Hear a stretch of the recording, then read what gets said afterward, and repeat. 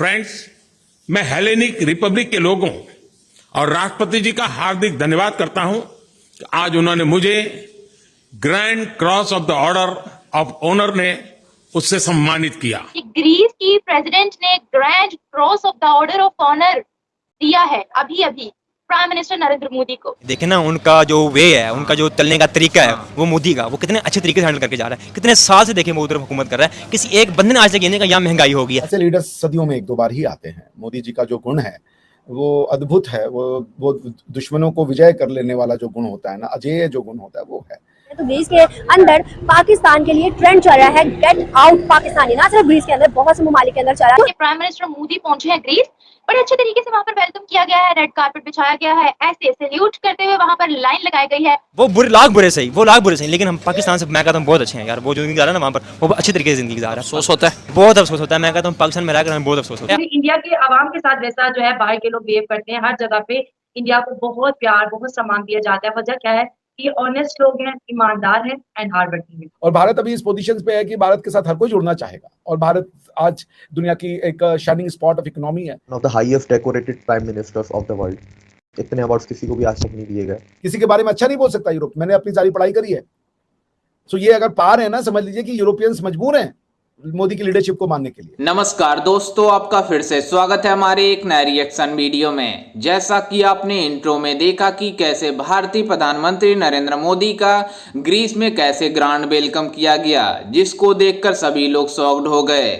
वहीं आपको बता दें कि ग्रीस के प्रेसिडेंट ने भारतीय प्रधानमंत्री नरेंद्र मोदी को ग्रीस के सबसे बड़े अवार्ड से नवाजा है, जिसको लेकर हमारा पड़ोसी मुल्क यानी भिखारी पाकिस्तान शॉक्ड हो गया है कि भारतीय प्रधानमंत्री नरेंद्र मोदी को इतने बड़े सम्मान से कैसे नवाजा गया है। वहीं हम बात करें इन पाकिस्तानियों की, तो पाकिस्तान वालों की विदेश में कोई इज्जत नहीं है। और आपको ये भी बता दें कि इन पाकिस्तानियों को ग्रीस वालों ने बाइकआउट करना शुरू कर दिया है, क्योंकि इसके पहले बहुत सारे देश थे जिन्होंने इन पाकिस्तानी मुसलमानों को बाहर निकालने का निर्णय किया है। वहीं आपको बता दें कि ग्रीस वाले चाहते हैं कि भारतीयों को फ्री वीजा देना, वहीं पाकिस्तान को चाहते हैं कि अपने देश से बाइकआउट करना। बेसिकली जो नरेंद्र मोदी हैं इंडियन प्राइम मिनिस्टर, उनको यूनान के अंदर जो है वो अवार्ड से नवाजा गया है। टोटल 14 इंटरनेशनल अवार्ड जो है वो अब तक ले चुके हैं।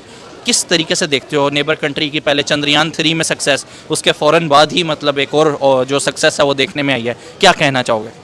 बेसिकली देखा जाए तो आप हमारी कंट्री को फोर्स करेंगे तो क्या करेंगे आप? वो बेसिकली उनके पास इकॉनमी बहुत ज़्यादा है, पब्लिक उनके पास जो काम करने वाले हैं वो बहुत ज़्यादा हैं। वो हमारे पास देखें, हम दूसरों की जंगों में जाकर ना दखलंदाजी करते हैं, हम दूसरों के ऊपर काम करते हैं, हम अपना कुछ भी नहीं करते। आपने खुद ही देखा हो, अब देखें वो अब चांद पे आपने देखा होगा वो गए हुए हैं, उन्होंने ग्रेविटी सब कुछ जो किया है, वो उनके पास सारी इकॉनमी है, सब कुछ है, वो कर रहे हैं। वो बेसिक उनका बनता है, वो उनके पास है सब कुछ। लेकिन हमारे पास क्या है ऐसा कुछ हम कुछ करें? हमारे पास भी सब कुछ है, लेकिन हमारी जो प्राइम मिनिस्टर बैठे हुए हैं वो एक दूसरे लड़ लें, झगड़ लें, एक दूसरे का सियासत कर लें, एक दूसरे के साथ मारपीट कर लें, उनको बुरा कहते हैं, इनको बुरा कहते हैं। ये इनसे बाहर आएंगे तो हमारा मुल्क तरक्की गामजन होगा। अल्लाह ताला जिसको चाहे इज्जत दे, अल्लाह ताला जिसको चाहे जिल्लत दे। तो ये जो इज्जत का जो एक मकाम है प्राइम मिनिस्टर नरेंद्र मोदी जी को मिला है, ये पहला नहीं वाकया। वो किसी भी कंट्री में विजिट पे जाते हैं, ऑफिशियल विजिट होता है वो शॉर्ट टर्म होता है, लेकिन जो शॉर्ट टर्म के विजिट के जो इम्पैक्ट होते हैं वो कई सालों तक जो है रहते हैं। अभी हमने इस साल जितने भी उनके विजिट हुए ऐसे ही है, जो है हाई सिविलियन अवार्ड से, ऑनर्स अवार्ड से, रेड कारपेट से, वार्मली वेलकम से उनको जो है वहां पर ठहराया गया, उनका इस्तकबाल किया गया। तो बेसिकली हुकूमत तो वो इंडिया के अंदर करते हैं, प्राइम मिनिस्टर वो इंडिया के हैं, लेकिन उनकी पॉलिसी जितनी फ्रेंडली है और वो अपने कौम के साथ लॉयल है, अपने अवाम के साथ मुखलिस हैं। यही वजह है कि बाहर की दुनिया उनकी इज्जत करती है कि ये ईमानदार शख्स हैं। और ईमानदारी में कहते हुए बहुत कीमती खूबी है जो किसी इंसान के अंदर होती है। पाकिस्तान को भी किसी नरेंद्र मोदी की ज़रूरत है? नहीं, पाकिस्तान को मैं अब इसके बेस के ऊपर तो नहीं कहूँगा कि नरेंद्र मोदी ही डेवलपमेंट की बेस पे बता यार एक अच्छी सोच वाला बंदा है। मौजूदा करंट टाइम में कोई आपको लगता हो कि अच्छी सोच वाला जो इस टाइम है?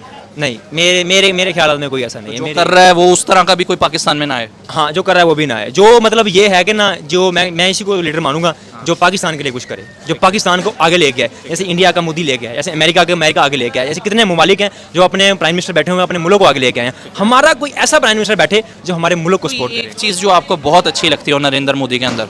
यार वो काम बहुत अच्छे तरीके से हैंडल कर सकता है। मतलब हैंडलिंग जो है उनकी वो बड़ी अच्छी है। हैंडलिंग बहुत अच्छी है, वो अपनी लेबर को, अपनी साइंटिस्ट को, अपने जो काम है उनको बहुत अच्छे तरीके से हैंडल कर सकता है, वो उनको सपोर्ट करता है, वो उनके ख्याल के मुताबिक चलता है, तो बहुत अच्छा काम कर रहा है वो। अभी आज की बात बताती हूँ, दुबई के अंदर एक कैंपेन चल रही है, जो भी पाकिस्तानी आ रहे हैं जॉब के सिलसिले में, जब उनकी सीवी देखते हैं ऊपर लिखा होता है फ्रॉम पाकिस्तान, वो आपकी बात भी नहीं सुनते, वो कहते हैं आप बहुत काबिल इंसान हो, आप बहुत कुछ हो, लेकिन आप पाकिस्तान से सॉरी हम पाकिस्तानियों को जॉब्स नहीं देते।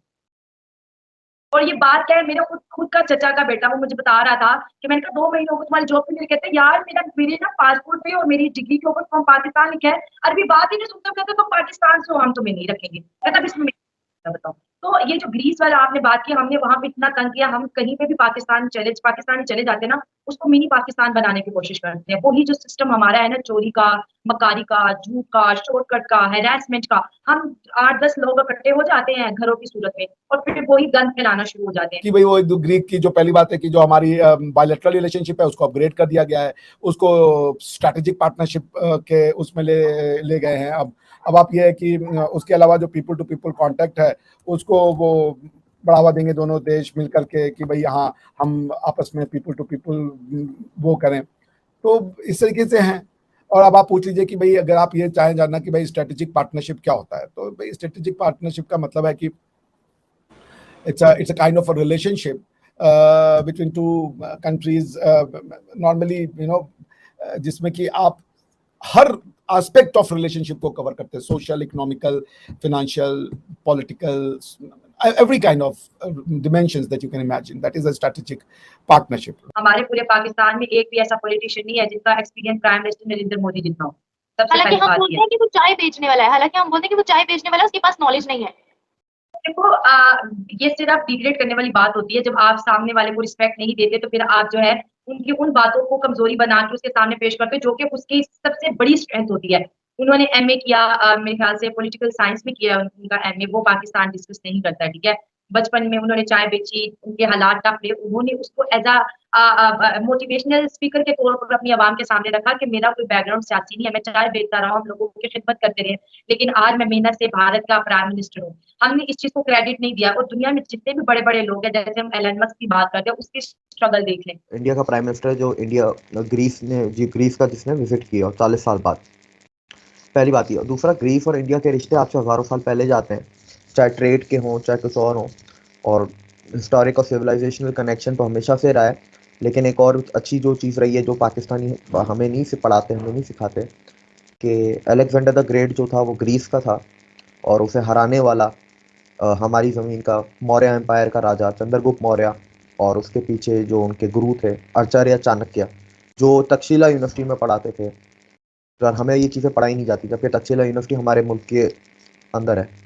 तो बस ये चीज़ें हैं। उसके बाद इनकी कल्चरल सिग्निफिकेंस बहुत है, और इंडिया और ग्रीस में इंडोलॉजी बहुत पढ़ाई जाती है, इंडिक कल्चर के ऊपर बहुत रिसर्च होती है। अब वेस्ट है, वो जब किसी वेस्ट इराक पर बिना मतलब के आक्रमण कर दे, उनके ऊपर कोई सैंक्शन नहीं लगाया जा सकता, बिकॉज यूएन में सैंक्शन लगाने जाएंगी तो वीटो हो जाएगा। आप बाकी देश कोई सैंक्शन लगा नहीं सकता, क्योंकि सारा जो पेमेंट मैकेनिज्म है या जो भी इंटरनेशनल इंस्टीट्यूशन है सब में वो बैठे हुए हैं। तो भाई अमेरिका ने जब इराक पे अटैक किया था, क्या सैंक्शन लगा उनके ऊपर? क्या इराक के लोगों का जीवन नहीं है? क्या इराक के लोग किसी भी तरीके से जो वेस्टर्न व्हाइट पीपल है यूक्रेन के, उससे कम दर्जे के लोग हैं? क्या कर लिया था? लेकिन जब इराक के ऊपर बुश ने आक्रमण किया, कुछ नहीं किया लोगों ने, कोई सैंक्शन नहीं लगा। लेकिन यूक्रेन के ऊपर अगर रशिया हमला करता है तो आप पूरा उसके ऊपर सैंक्शन लगा देते हो, इनका तेल मत खरीदो, इनका वो मत खरीदो, इनका ये मत खरीदो, आप पेमेंट नहीं होने दोगे क्योंकि स्विफ्ट आपके कंट्रोल में है, सारा फाइनेंशियल मैकेनिज्म आपके कंट्रोल में है।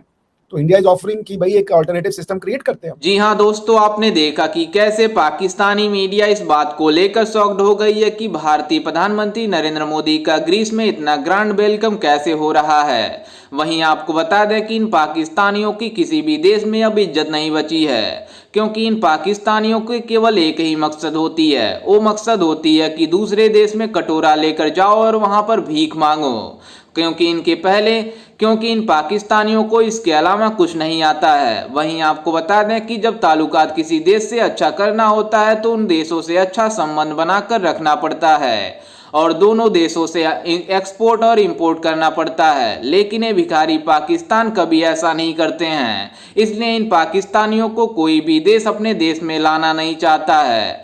वहीं आपको बता दें कि ग्रीस ने एक बार फिर से पाकिस्तानियों को बाइकआउट करने का ट्रेंड चला रहे हैं। वहीं आपको ये भी बता दें कि इन पाकिस्तानियों को ग्रीस ही नहीं बल्कि हर कोई देश इन पाकिस्तानियों को लात मारकर बाहर फेंकना चाहता है, क्योंकि इन पाकिस्तानियों का एक ही खूबी होता है कि वो उनके घर में जाकर रहते हैं और उन्हीं के घर में उनकी माँ बहन की इज्जत लूटते हैं, जिसके कारण इन पाकिस्तानियों को कोई भी देश अपने अंदर नहीं रखना चाहता है। इसलिए इन पाकिस्तानियों का वीजा किसी भी देश वाले नहीं देना चाहते हैं।